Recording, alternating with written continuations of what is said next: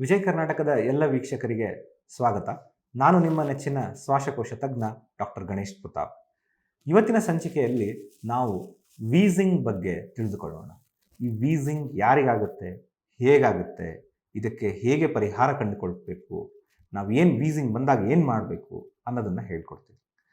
Wheezing ಅನ್ನೋದು ಒಂದು ನಮ್ಮ ಬಾಡಿ ಅಥವಾ ಲಂಗ್ಸಿಂದ ಪ್ರೊಡ್ಯೂಸ್ ಆಗುವಂತಹ ಒಂದು ಸೌಂಡ್. ನಾರ್ಮಲ್ ನಾವು ಉಸಿರಾಡಿದಾಗ ಯಾವುದೇ ಆದಂತಹ ಶಬ್ದ ಬರೋದಿಲ್ಲ, ಬಂದ್ರೂ ಅದು ತುಂಬ ತೆಳುವಾಗಿರುತ್ತೆ, ನಮ್ಮ ಕಿವಿಗಳಿಗೆ ಕೇಳಿಸೋದಿಲ್ಲ. ಯಾವಾಗ ನಾವು ಉಸಿರಾಡುವ ಕ್ರಿಯೆಯ ಸೌಂಡ್ ಹೊರಗಡೆ ಕೇಳಕ್ಕೆ ಸ್ಟಾರ್ಟ್ ಆಗುತ್ತೆ, ಸುಯ್ ಸುಯ್ ಅಂತ ಏನು ಆವಾಜ್ ಬರುತ್ತೆ, ಆ ಸೌಂಡನ್ನು ನಾವು ವೀಸಿಂಗ್ ಅಂತ ಕರಿತೀವಿ. ಈ ವೀಸಿಂಗ್ ಎಲ್ಲಿ ಪ್ರೊಡ್ಯೂಸ್ ಆಗುತ್ತೆ? ಈ ವೀಸಿಂಗ್ ಅನ್ನೋದು ನಮ್ಮ ಲಂಗ್ಸಿನ ಏರ್ವೇಸ್ ಅಂದರೆ ಏನು, ನಾವೇನು ಬ್ರೀತ್ ಮಾಡ್ತೀವಲ್ಲ, ಬ್ರೀತಿಂಗ್ ಪೈಪ್ಸ್ ಇರುತ್ತೆ ಒಳಗಡೆ. ನಮ್ಮ ದೇಹದಲ್ಲಿ ಎದೆಯ ಭಾಗದಲ್ಲಿ 2 ಲಂಗ್ಸ್ ಇರುತ್ತೆ.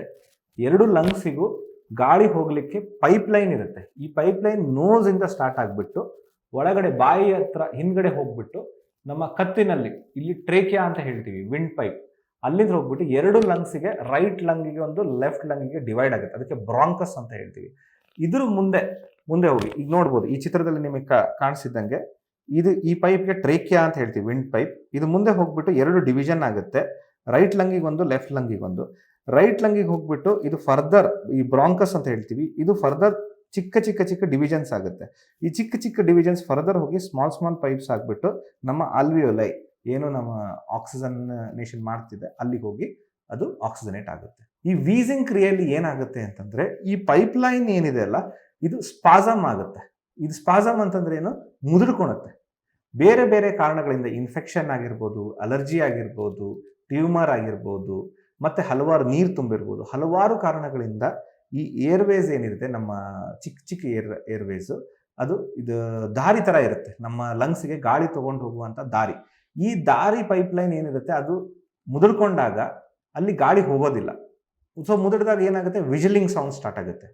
ಸೊ ಆ ವಿಜಿಲಿಂಗ್ ಸೌಂಡನ್ನೇ ನಾವು ವೀಸಿಂಗ್ ಅಂತ ಕರೆಯಲ್ಪಡ್ತೀವಿ. ಈ ವೀಸಿಂಗ್ ಕಾಯಿಲೆಯು ತುಂಬಾ ಡಿಸೀಸಸ್ ಅಲ್ಲಿ ನಾವು ಕಾಣ್ಕೊಳ್ತೀವಿ. ಈ ವೀಸಿಂಗ್ಗೆ ಕಾರಣಗಳು ಹಲವಾರು. ಯಾವ್ಯಾವುದು ಅಂತಂತಂದ್ರೆ, ಅಸ್ತಮಾ ಆಗಿರ್ಬೋದು, ಅಲರ್ಜಿ ಆಗಿರ್ಬೋದು, ಬ್ರಾಂಕೈಟಿಸ್ ಆಗಿರ್ಬೋದು, ಅಥವಾ COPD ಅಂತ, ಸ್ಮೋಕರ್ಸ್ ಲಂಗ್ ಅಂತ ಹೇಳ್ತೀವಿ, ಅದು ಆಗಿರ್ಬೋದು, ಅಥವಾ ಇನ್ನೂ ಹಲವಾರು ಕಾರಣಗಳಲ್ಲಿ ನೀವು ಸಡನ್ ಆಗಿ ಫಾರಿನ್ ಬಾಡಿ ಆಸ್ಪಿರೇಷನ್ ಆಗಿರ್ಬೋದು, ಅಥವಾ ಕ್ಯಾನ್ಸರ್ ಇಂದ ಲಂಗ್ ಟ್ಯೂಮರ್ಸ್ ಆಗಿರ್ಬೋದು, ಎಷ್ಟೋ ಕಾರಣಗಳಿಂದ ನಮಗೆ ವೀಸಿಂಗ್ ಬರುವಂಥ ಚಾನ್ಸಸ್ ಇದೆ. ಸೊ ಈ ವೀಸಿಂಗ್ ಅನ್ನೋ ಬಂದಾಗ, ಈ ಏರ್ವೇ ಅಬ್ಸ್ಟ್ರಕ್ಷನ್ ಅಂತೀವಿ, ನಾನು ತೋರಿಸಿದೆ ನಿಮಗೆ, ಪೈಪ್ಲೈನ್ ಅಬ್ಸ್ಟ್ರಕ್ಷನ್ ಬಂದಾಗ ನೀವು ಅದನ್ನು ಹೇಗೆ ಸರಿಪಡಿಸ್ಕೋಬೇಕು, ಏನು ಮಾಡಬೇಕು ಅಂತಂದು ನಾನು ಮುಂದಿನ ಸಂಚಿಕೆಯಲ್ಲಿ ಹೇಳ್ಕೊಡ್ತೀನಿ.